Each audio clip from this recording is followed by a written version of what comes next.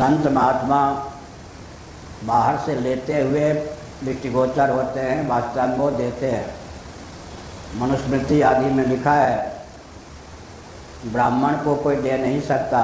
सचमुच में ब्राह्मण यदि ब्राह्मणत्व से संपन्न है, उसका दिया हुआ पूरा विश्व भोग करता है। ब्राह्मण किसी अन्य का दिया हुआ नहीं पाता, उसका दिया हुआ पूरा विश्व भोग करता है। एक नेता उड़ीसा के अच्छे हैं, वनवासियों की प्रशंसा करते करते यहाँ तक बोल गए, आप आदिवासी वनवासी कंगले नहीं हैं ब्राह्मणों की तरह कि कहीं हाथ फैला दें। भले ही आपके पास गरीबी हो।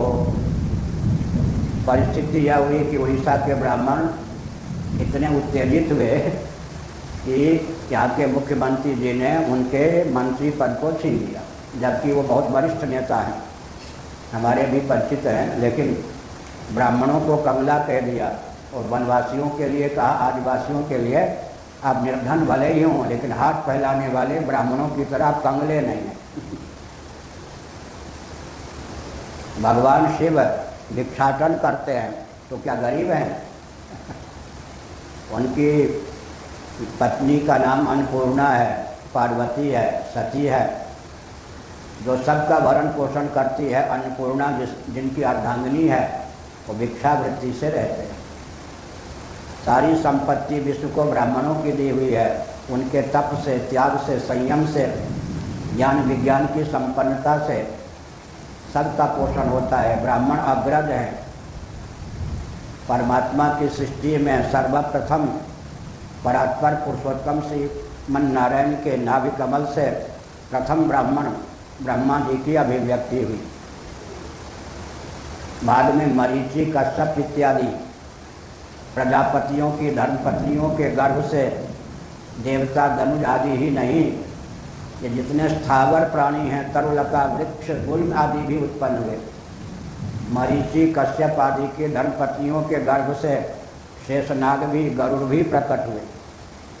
आजकल विज्ञान का यह विषय है कि प्रजापतियों की पत्नी के गर्भ से वृक्ष कैसे उत्पन्न हो गए, तरुलता, गुल्म कैसे उत्पन्न हो गए, सर्प कैसे उत्पन्न हो गए, गरुड़ पक्षी कैसे उत्पन्न हो गए। लेकिन महाभारत, श्रीमद् भागवत का विधिवत अनुशीलन कीजिए तो सबके पूर्वज का नाम नारायण, सबके पूर्वज का नाम ब्राह्मण है। वे ब्राह्मण सबको अपनी प्रजा समझते हैं, सबके पोषक होते हैं।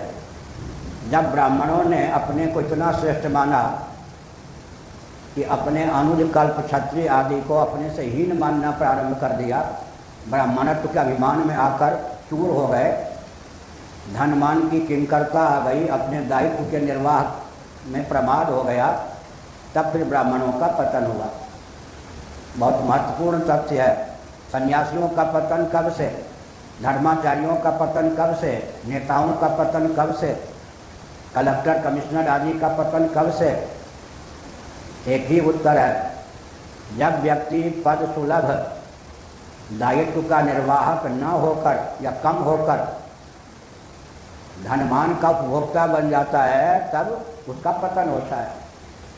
आज जो देखो ब्राह्मणों को गाली दे देता है, ब्राह्मणों को शोषक मानता है। क्यों ऐसी घाटी आ गई? क्षत्रियों के हाथ से राज्य क्यों छिन गया? हमने नेपाल में भी कहा था कि क्षत्रिय राजाओं ने अपने को राजा समझकर अपने दायित्व का निर्वाह करना छोड़ दिया और राजपद का उपभोक्ता अपने को बना लिया। तब कम्युनिस्ट हेतु हो या कोई और हेतु हो, कांग्रेस, उसका कोई महत्व नहीं है। कोई ना कोई निमित्त तो बनता है, चाहे कांग्रेस बन जाए चाहे कम्युनिस्ट बन जाए। मूल बात यह है कि राजाओं में प्रजा के रंजन की भावना शिथिल हो गई और उपभोक्ता बनने की भावना प्रबल हो गई।